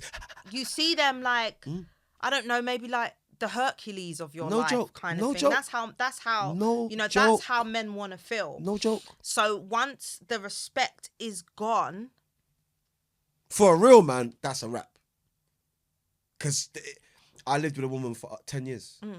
it's a long time. Yeah, and I was unfaithful in the beginning. I was unfaithful a lot in the beginning. Yeah. Okay. But That when a lot. when I met her, That a lot. I was younger minded. Yeah. I didn't realize she had kids when I met her. Yeah. She came from a family that was affluent, and I just weren't ready for it. There was so much comfort. Yeah. I was at that point when I had guys that I was hanging around with that they just weren't good influences, and you kind of live in this life of you're in a haze for a little while, yeah? When the reality kicks in is when she sits you down and says, look, perhaps we should probably just, end this. Yeah. Just that one sentence, What do you mean? What? So my message to the man them out there with my conversation with Nole is, if you have a good woman and you're a bad person, let her go. Oh. If you have something good, it's not even just to the men, to everybody. Just to people. Yeah. If you have something good and you know that you're bad, let it go. Because, and I always stick to this, and I say this especially about the females, a good female is always turned bad by a bad male. It can spoil her, it can rotten her. But if she's really good to the core, as I'm talking to Nole about, then she will take it to a certain point, then it's over. It will be the limit, yeah, because what it is, it's like an elastic band. It has its point where and you know it's going to snap after a little while. She's the elastic band. Yeah. And you're just going like this. Yeah. Like this, Each and every going time, like just... this, going like this. And then eventually it just snaps. Yeah, facts. And it's like... And it can happen. And it's not even just with women, with men, with a man as well. But just people, innit? But like I said, men are more likely to not be monogamous, and they're more likely to cheat on their women. And then it just gets to a point where I think it's worse as well. I'm not justifying it, cheating is wrong regardless. In any circumstance. In any circumstances, but the ones that do it in their women's faces and they don't care, like their phone's blowing up, and all the rest of it. They don't respect their mother. Yeah. And I just think that goes back to what I said in regards to like the respect. If you disrespect your woman to that point, because you got to understand, we look at men to lead us. Even if we are very strong women or independent, we see men as the protectors and the leaders. Yeah. So especially when men are always shouting about wanting to be the protectors and the leaders. Okay, so why are you mad now when I'm disrespecting you? Have you not disrespected me most of the relationship? You're the leader. I learned from you. And this is what a lot of men don't understand. You're teaching your woman, how to be disrespectful. When a woman loves a man and she views him in a certain light, her behavior's totally different. When she views him in a certain light, he is like a king to her. I was going to say that. That's how she views him. No, I was going to say that. She views him in such a light where it's like, have you ever noticed when a man and a woman are together for a long time, the woman picks up habits and things from like ways from a man. Yeah, facts. It might be the finishing of the sentences. It might be just some of his slang, how he talks. But haven't you noticed with couples, they start to pick up each other's ways? Facts. Yeah. Some couples even look like each other. So think about it like this. That's how crazy that is. That happens. That's an actual phenomenon and it actually happens. So if your woman views you in this light and then you start to do all these distasteful things or treat her distastefully, if she's learned the good things from you and the fun things from you, what makes you think she's not going to learn the distasteful things from you as well? That's what deep. Men don't understand. What makes you think like when you're disrespecting her, she's learning. She's copying the pattern. What she's learning from you is, I love this man so much and he's still willing to disrespect me. Yeah? It must be just a normal thing then. Because I've held back from disrespecting him so many times, from not chatting to man on road, from not chatting to man that enter my DM, from not dressing a certain way, from not being like this. But maybe I'm just doing too much. Do you understand what Facts. I'm saying? And Yeah, she of starts course. to think, because I could swear that he loves me. She could switch it up if she wanted to. No, and she's thinking, because I could swear that he loves me. But so what's all that other shit there. about? Yeah. There's no respect there. So maybe it's me. Maybe I'm just doing too much in this relationship. And when she starts to think like that, she's going to start picking up other ways from you. And I'm not saying she's going to start picking up being a cheater and go out there and start sleeping with people, but she will pick up your disrespect. She will pick up your disrespect. Believe me, and she will pick up your if you're a liar, she will pick up being a liar. 100. And she might not even be going out and doing anything. She could just be with her friends. But because she's not in the habit of that just lie with her that you friends. used to tell. They've gone swimming, for example. Yeah. Something dumb. What you been doing today? Nothing. Just out with my friend. Yeah. What friend? Why do you need to know what friend? Yeah. See all that shit I'm talking there? to you, babes. Can you look at me? Why do I need to look at you? Mad. Because you've taught her that respect isn't important in the relationship because you ain't showing her none. So therefore, she can conduct herself in the same way. So men say they want to be the leaders and they want to. So you got to lead by example. Yeah, facts. You have to lead by example. Damn. If you want to be the leaders, lead by example. I don't want to hear no man trying to come in my life talking about he wants to be a leader unless you're leading me properly. Otherwise, forget it. Yo, people, I'm telling you that right now. I feel like I could talk to this girl all day. I will come back. You're coming back regardless. You come back regardless. I would say this, right? Just to table it, I'll say this. As a man who had loads of experiences in terms of, I would say, pain, okay? In a relationship where, like I said, lasted for over a decade, and in that time, I would say that we both did things to each other, but I was the first domino of the pack, basically. Once you break that glass case of the woman who's good, it's like when you have the rose with the, in the case and it's inside a glass or plastic case. Once you break that glass, the whole rose is contaminated now. It's the same thing that me and Ole is talking about. So my advice would only be that, again, I'll go back to my last statement. If you are going to be a person, don't choose someone pure and good to date to. Because then you create a world for your children or for everyone else. And when they're going out there with their goodness to go meet goodness, it don't exist no more. Exactly. There's less of it because Exactly. you just gone out there and just smashed up all the plants and the roses or mash up. So the bottom line is, and I'll tell you this, guys, the only reason I'm shutting the show now is because we're running low on time. But I'm definitely going to get Noli back on the sofa. Definitely 100%.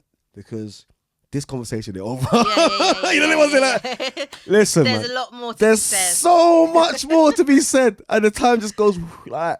I'm so happy that you brought me on, though. Oh, mate, It was I'm a so great glad. Yeah.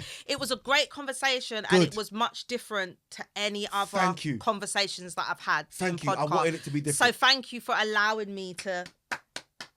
Close to the bone with Nole. This is just part 1, basically. So, guys, I'll be seeing you guys very soon. Nole, thank you for coming in. Thank you for having me. See you lot very soon. My house, I'm living in proud.